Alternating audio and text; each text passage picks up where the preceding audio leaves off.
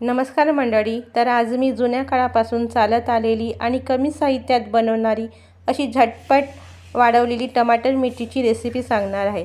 ही भाजी 12 महिने टिकणारी आहे. खरं पाहता ही 12 महिनेपर्यंत राहतच नाही, कारण लवकरच संपून जाते. ही आमची आवडती तोंडी लावायची चटणी म्हटली तरी चालेल.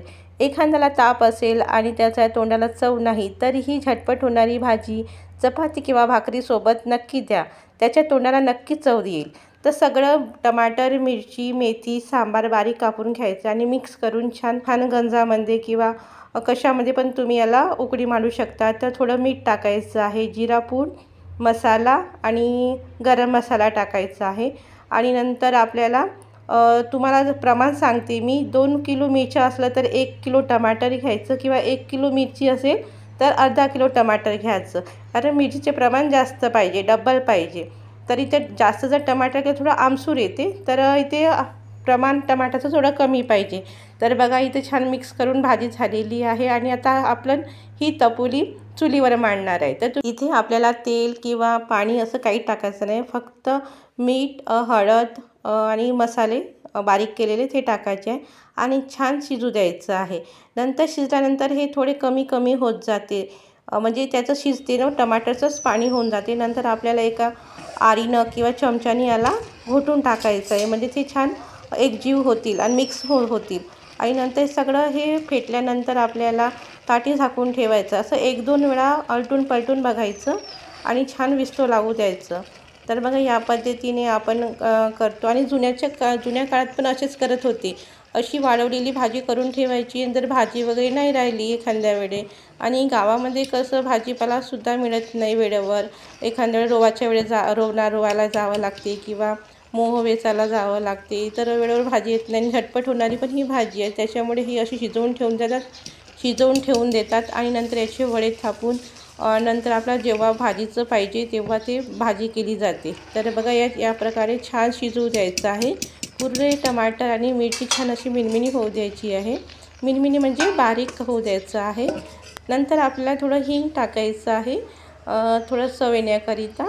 तर तुम्ही हे कुकरमध्ये पण शिजवू शकता. सगळे मिश्रण वगैरे कुकरमध्ये टाकायचं आणि छान इथं मिणमिणी शिजू द्यायचं कुकरमध्ये. मग त्याला फेटून छान वारू टाकायचं. तर मी इथं टपोरीमध्ये थोडा टेस्ट खूप छान वाटते. आणि आधुनिक म्हटलं तर चुलीवर तर सगळंच काही गोड लागते. तर इथे बघा ताटीवर मी छान असं पसरवून टाकलेलं आहे. तर माझं 3 ताटे असे झालेले आहेत. तर मी आता उन्हामध्ये वाळून टाकून देते. आणि संक्रांत झाली की ऊन थोडी तीड वाढते असं म्हणतात. तर आता काही लवकरच वाढतात हे सगळे. तर इथे बघा ही अशी कापडी आपल्याला काढून टाकायची आहे 1-2 दिवसांनी आणि नंतर त्याला पलटून टाकायचं, म्हणजे दुसऱ्या दिवशी पण ही चांगली वारून जाईल. आणि बघा कोणते कोणते वाढले तसं कुरुंग आवाज येते. तर इथे आपल्याला 2-3 दिवस छान ऊन राहिले ना, 2-3 दिवसामध्ये पूर्णपणे हे वाढून जाते. तर बघू शकता कोणते कोणते नाही वाढले, तर आपल्याला 2-3 दिवस पुन्हा ठेवावं लागेल याला. आणि नंतर छान वाढल्यानंतर आपल्याला भाजी कशी करायची मी तुम्हाला सांगते. तर बघा वाढल्यानंतर असं आपल्याला बारीक करून घ्यायचं आहे. तर बघा या पद्धतीने आपल्याला बारीक करून घ्यायचं आहे. नंतर ताव्यावर थोडं तेल घालायचं आहे. तुम्ही भांड्यामध्ये, छोट्या भांड्यामध्ये पण करू शकता, पण ताव्यातलं ना खूप टेस्टी वाटते. तर इथे मी थोडं जिरं, तुमच्याकडे मोहरी असेल तर मोहरी पण टाका. माझ्याकडे मोहरी नव्हती तर मी इथे थोडा जिरा टाकला आहे. कांदे टाकलेले आहे. कांदा थोडा ब्राऊन कलर येऊ द्यायचा आहे. ब्राऊन कलर येण्याकरिता आपण इथे थोडा मीठ टाकू. इथे जास्त काही मीठ टाकायचं नाही, कारण की आपण जेव्हा शिजवलं ना तेव्हाच तिथं मीठ टाकलं होतं, त्याच्यामुळे मी मीठ थोडं कमीच टाकत आहे. तर कधी पण इथे थोडं मीठ कमीच टाकायचं आहे. तर थोडा ब्राऊन झाल्यानंतर आपल्याला जी भेदरी मिरची आहे ना ती टाकून घ्यायची आहे आणि थोडी हळद टाकायचं आहे. मसाला वगैरे नाही टाकला तरी चालते. ही एकदम सिंपल भाजीच खूप छान वाटते.